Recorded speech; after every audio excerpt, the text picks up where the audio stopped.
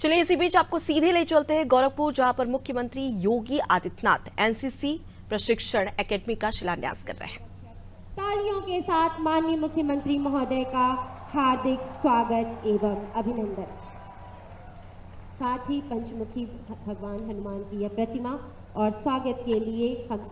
अंगवस्त्रम द्वारा आदरणीय अपर महानिदेशक एनसीसी गोरखपुर ग्रुप से अनुरोध करते हैं कि आप अंगवस्त्रम एवं स्मृति चिन्ह एनसीसी की पूरी टीम की ओर से प्रदान करके मंच पर आसीन माननीय मुख्यमंत्री महोदय का हार्दिक स्वागत एवं अभिनंदन।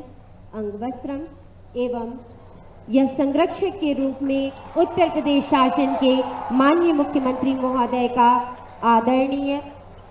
मेजर जनरल विजय कुमार विक्रम जी, अपर महानिदेशक एनसीसी निदेशालय की ओर से यह मोमेंटम, यह समस्त वीर सपूतों की ओर से यह स्मृति चिन्ह उत्तर प्रदेश शासन के माननीय मुख्यमंत्री महोदय को स्वागत एवं अभिनंदन। भारतीयता की संस्कृति से स्वागत और अभिनंदन के उपरांत हम इस कार्यक्रम की रूपरेखा का प्रस्तुतिकरण करने के लिए आदरणीय commander NCC group brigadier Shri Dipendra Rawat ji से अनुरोध करते हैं कि आप माननीय मुख्यमंत्री महोदय के सम्मुख कार्यक्रम की रूपरेखा का प्रस्तुतिकरण।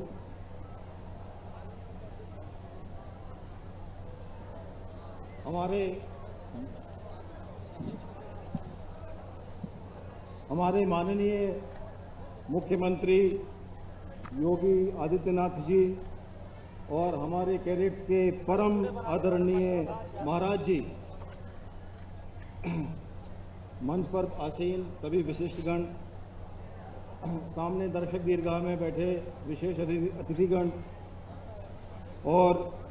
गोरखपुर के सभी निवासी और प्यारे कैडेट्स। ये दिखाता हमें कि हम थोड़ा भी प्रयास करते हैं तो शासन अपने आप ही उस दिशा में आपको 2 कदम आगे और बढ़ करके सहयोग करने के लिए तैयार रहती है।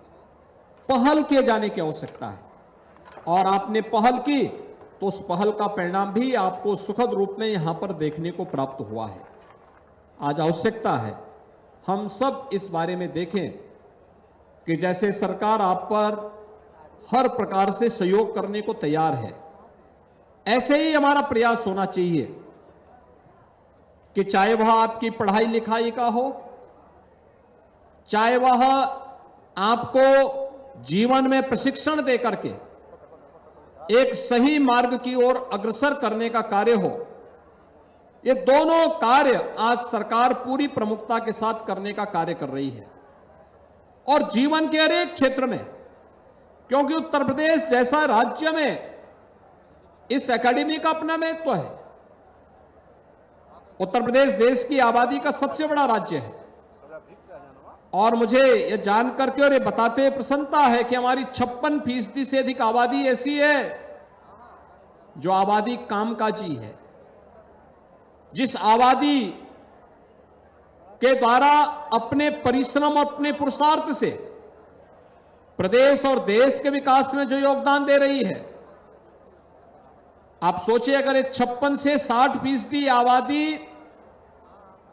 अनुशासन न मान करके अपने तरीके से आचरण करने लग जाए, समाज की क्या स्थिति होगी। तो इस युवा आबादी के लिए, इस युवा कार्यशील पूंजी को राष्ट्र निर्माण के कार्य में लगाने के लिए जहां एनसीसी का अपना महत्व है, वहीं साथ ही साथ हम सब इस बारे में ध्यान में रखें कि व्यक्ति का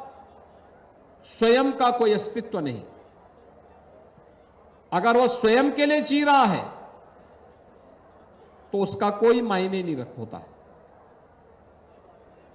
हमारी सर्वोच्च प्राथमिकता हमारा देश होना चाहिए। अपने देश के लिए हम कार्य करें, अपने देश के लिए हम जिएं। हमारा संपूर्ण समर्पण अपने देश के लिए होना चाहिए और यहीं से ही हमारी अनुशासन का जो भाव आपको यहां से प्राप्त होगा, एकता का जो भाव आपको यहां से प्राप्त होगा, उसको हमें राष्ट्र निर्माण की प्रवर्तमान अभियान के साथ, इसी कार्यक्रम के साथ जोड़ना है। आज आप देखते होंगे दुनिया के अंदर भारत का सम्मान बढ़ा है। आज आप देखते होंगे कि देश की रक्षा की आवश्यकताओं की आपूर्ति, जिसके लिए हमें पहले विदेशों पर निर्भर रहना पड़ता था, आज स्वयं भारत के अंदर उसकी रक्षा की उत्पादन क्षमता को, उन इकाइयों की क्षमता को बढ़ा करके नई यूनिट बना करके डिफेंस कॉरिडोर के माध्यम से ऐसे आत्मनिर्भरता के लक्ष्य को प्राप्त करने की दिशा में भारत तेजी के साथ आगे बढ़ा है। देश के अंदर अत्याधुनिक इंफ्रास्ट्रक्चर के एक नए युग में हम लोगों को देखने को मिल रहा है और आज दुनिया भारत की हार्ड पावर की भी और सॉफ्ट पावर की भी ताकत को महसूस कर रहा है। एक नया भारत है, तो नए भारत के अनुरूप हमें भी अपने आप को तैयार करना होगा और मुझे प्रसन्नता है कि आज गोरखपुर में अपने इन हजारों युवा साथियों के लिए एनसीसी एकेडमी, जिसमें गोरखपुर, देवरिया, कुशीनगर, महाराजगंज, संत कबीर नगर, बस्ती, सिद्धार्थनगर, बलरामपुर, श्रावस्ती, गोंडा और बहराइच, ये 11 जनपद के कैडेट्स न केवल अपना प्रशिक्षण के बाद आगे की ट्रेनिंग लेने के लिए इस एकेडमी का उपयोग कर पाएंगे, बल्कि ये जो 11 जनपद हैं, इन 11 जनपदों में 4 जनपद ऐसे हैं, सिद्धार्थनगर, बलरामपुर, श्रावस्ती और बहराइच, जो प्रधानमंत्री जी के द्वारा देश के अंदर शिक्षा, स्वास्थ्य, रोजगार और अन्य इंडिकेटर में जो जनपद पिछड़ गए थे, आजादी के बाद जिन्होंने अपेक्षित विकास नहीं किया, उनमें ये 4 जनपद भी थे। इन्हें आकांक्षात्मक जनपद कहते हैं, एस्पिरेशनल डिस्ट्रिक्ट। ये 4 जनपद हैं और मुझे प्रसन्नता है कि एनसीसी एकेडमी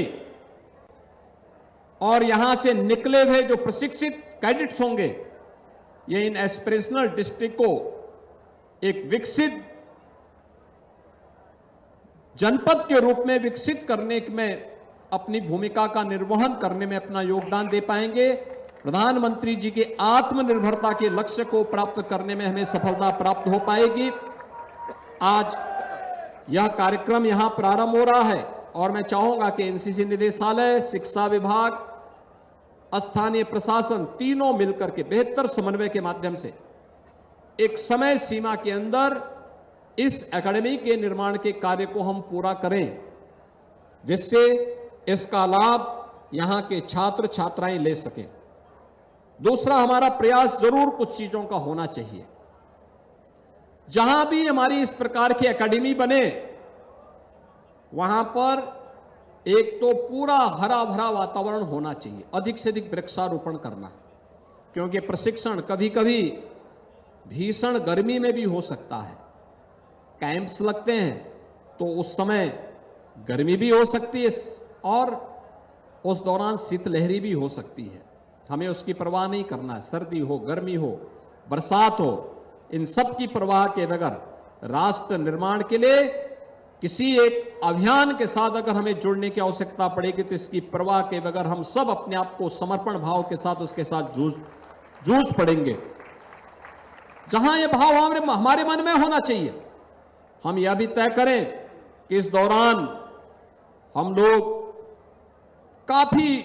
बनाते समय ही वृक्षारोपण और इस प्रकार के वृक्षों को वहां पर लगाएं, जो यहां की वातावरण के अनुकूल होने के साथ साथ प्रशिक्षण के दौरान कैडेट्स को अच्छा और उत्तम वातावरण देने में सहभागी बन सके। एक काम होना चाहिए। दूसरा, हमारी एकेडमी का जो क्षेत्र हो उसको प्लास्टिक फ्री करने की दिशा में हमें कार्य करना होगा। पॉल्यूशन फ्री करने के लिए, वह प्लास्टिक का हो, किसी भी प्रकार की सॉलिड एंड लिक्विड वेस्ट का हो, उसके लिए हमें अपनी तैयारी अपने स्तर पर करनी चाहिए और उस प्रकार के मॉडल डेवलप करने चाहिए। प्रयास होना चाहिए कि जिन संस्थाओं में एनसीसी है, सप्ताह में एक दिन अपनी नियमित ड्रिल के साथ ही एनसीसी के कैडेट स्वच्छ भारत मिशन के अभियान के साथ भी वहां जुड़े। स्वच्छता, यह स्वच्छता तमाम प्रकार की बीमारियों से बचाव का उत्तम माध्यम तो है ही, उस माटी के साथ हमारी आत्मीयता को जोड़ने का भी माध्यम बनता है। आपने देखा होगा ये जो 11 जनपद हैं, स्वच्छता का क्या महत्व हो सकता है। यह महत्व इंसेफ्लाइटिस पर विजय प्राप्त होना इसका एक उदाहरण है और इसके लिए हम सबको प्रधानमंत्री मोदी जी के प्रति आभार व्यक्त करना चाहिए, जिनकी प्रेरणा से स्वच्छ भारत मिशन ने इंसेफ्लाइटिस जैसी महामारी को पूरी तरह नियंत्रित किया। इसलिए जिन भी संस्थाओं में हमारी एनसीसी की यूनिट हो, उन सभी संस्थाओं के लिए अनिवार्य होना चाहिए कि नियमित ड्रिल के साथ